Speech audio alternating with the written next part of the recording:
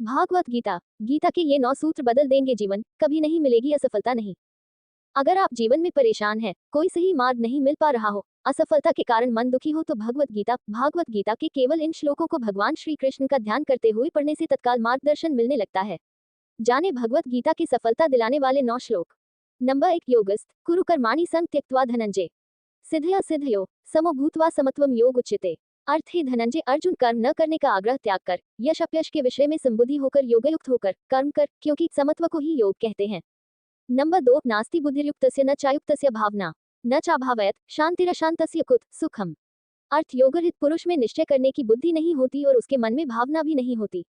ऐसे भावना रहित पुरुष को शांति नहीं मिलती और जिसे शांति नहीं, उसे सुख कहाँ से मिलेगा।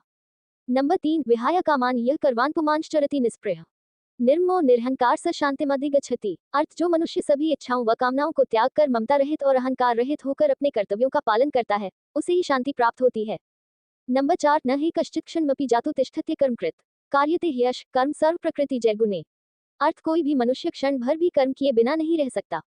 सभी प्राणी प्रकृति के अधीन है और प्रकृति अपने अनुसार हर प्राणी से कर्म करवाती है और उसके परिणाम भी देती है।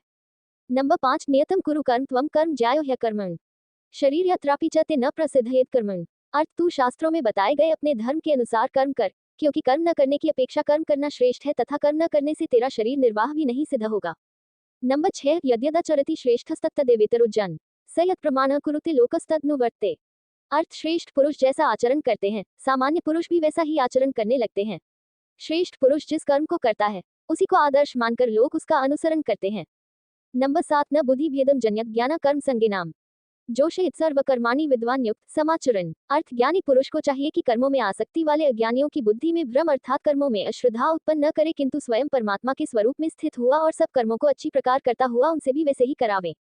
नंबर 8 ये यथा मां प्रपद्यन्ते तांस्तैव भजाम्यहम् मम वर्तमानुवर्तन्ते मनुष्य पार्थ सर्वश। अर्थ हे अर्जुन, जो मनुष्य मुझे जिस प्रकार भजता है यानी जिस इच्छा से मेरा स्मरण करता है, उसी के अनुरूप मैं उसे फल प्रदान करता हूँ। सभी लोग सब प्रकार से मेरे ही मार्ग का अनुसरण करते हैं। नंबर 9 कर्मण्येवाधिकारस्ते मां फलेषु कदाचन मां कर्म फल हेतु रभूर्मा ते संगोस्त्व कर्मणि। अर्थ भगवान श्री कृष्ण अर्जुन से कहते हैं कि हे अर्जुन, कर्म करने में तेरा अधिकार है, उसके फलों के विषय में मत सोच, इसलिए तू कर्मों के फल का हेतु मत हो और कर्म न करने के विषय में भी तू आग्रह न कर।